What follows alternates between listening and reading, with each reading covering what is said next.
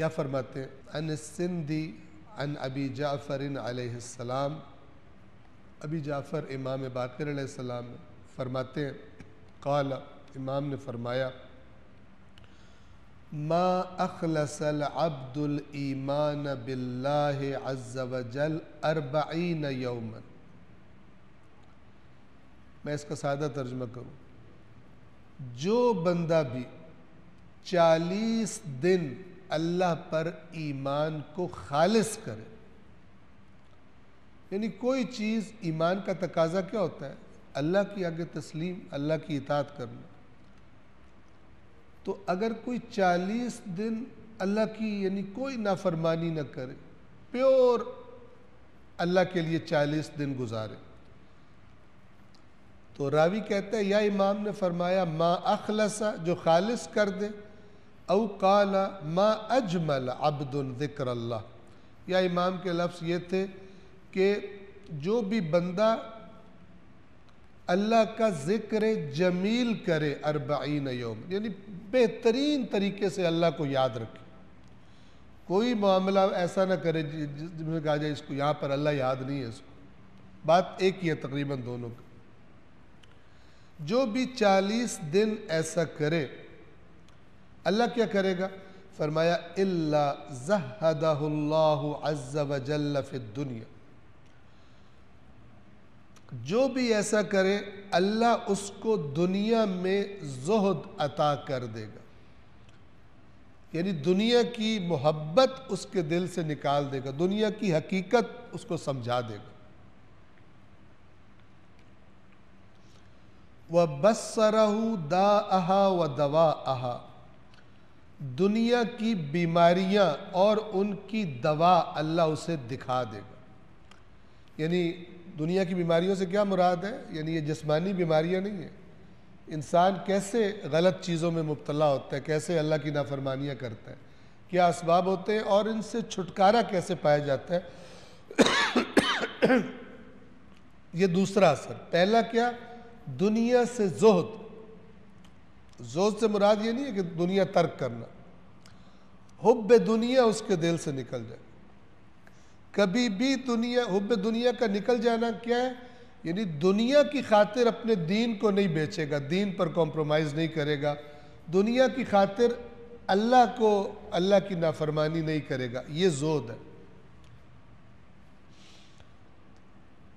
اور اگلی بات فَأَثْبَتَ الْحِكْمَةَ فِي قَلْبِهِ وَأَنْتَقَ بِهَا لِسَانَهُ، اور اللہ اس کے قلب میں حکمت کو ثابت کر دے گا، حکمت کو پختہ کر دے گا، حکمت یعنی دانائی، اور اس کی زبان سے حکمت کو جاری کروا دے گا، یعنی وہ پھر اس کی زبان سے دانائی کی باتیں، جسے اللہ دانائی کہتا ہے اللہ کی نظر میں۔ کیونکہ بعض اوقات ہمارے یہاں چالاکوں کو بھی بڑا سمجھدار سمجھا جاتا ہے، یہ بندہ بڑا سمجھدار ہے، بہت سمجھدار ہے۔ کیسے سمجھدار ہے؟ کہ ہمارے سامنے یہ سائیکل پہ آتا تھا، آج اس کا ادھر ڈیفینس میں یہ ہے، باہر بھی تو فلان ہے، پتہ چلے آرام کھا کھا کے اس نے اتنا کر لیے۔ دنیا دار آنکھ کہتی یہ بڑا سمجھدار ہے، بہت تیز ہے، اور اس آنکھ کی نظروں میں ایماندار بندہ حتماً بے وقوف ہوتا ہے، چونکہ وہ حلال پہ اکتفا کرتا ہے تو اس طرح ترقی نہیں کرتا، تو لوگ کہتے ہیں کہ یہ اس کو چانس ملا بھی تھا لیکن اس بے وقوف نے اس کو اویل نہیں کیا۔ آج کی دنیا میں ایسا نہیں ہے کہ لوگ نہیں ہیں، لیکن بہت کم ہو گیا کہ انسان دین کی خاطر دنیا زیادہ سے اس کو مل رہی ہو تو دنیا کو چھوڑ دے، کیونکہ اب دین بتانے والوں نے راستے بڑے اچھے اچھے، پیکج بڑے اچھے اچھے دے دیے ہیں، لہذا بندہ کہتا ہے یہ کر لو، باقی فلان کام کرنے سے پچھلے سارے گناہ معاف ہو جاتے ہیں۔ تو اتنا اچھا پیکج ہو، اتنا کرپشن کو پروموٹ کرنے والا دین کہاں ملے گا؟ لہذا ہم دیکھتے ہیں کہ ایک کرپٹ معاشرہ ہمارے سامنے ہے، لیکن آپ جس سے پوچھیں گے اس کے مسلک کے کسی نہ مولانا نے اس کو جنت کی ٹکٹ جیب میں ڈالی ہوگی، اس کے کوئی نہ کوئی کام ایسا اس نے کیا ہوگا، یہ کرو تو جنت پکی، یہ کرو تو جنت پکی، یہ کرو تو پچھلے 70 سال کے معاف، یہ کرو تو اگلے 70 سال کے بھی معاف۔ اتنا زبردست پیکج، پھر جو مرضی بندے کے دل میں آئے کرے، صرف وہ جو ایک آدھی کوئی سوراخ ڈھونڈا ہوا جنت کی طرف نکلنے کا، جدھر گھس کے بندہ نکلتا ہے جنت کی طرف، بس وہ سوراخ نہیں چھوٹنا چاہیے، باقی جو مرضی کرپشن کرتے رہو۔ تو جب اس طرح دین بتایا گیا تو پھر وہی معاشرہ سامنے آیا کہ جس کو ہم دیکھ رہے ہیں۔ یہ فرمانے کے بعد امام نے ایک آیت کی تلاوت فرمائی، ثم تلا۔ باب ہم کون سا پڑھ رہے ہیں؟ باب اخلاص۔ اصل موضوع ذہن میں رہے، پیورٹی۔ یہ 40 دن بھی پیور، کس کو یہ چیزیں عطا ہوں گی؟ 40 دن اپنے آپ کو خالص کر دے اللہ کے لیے، یعنی ایک قسم کا ٹریننگ سیشن 40 دن۔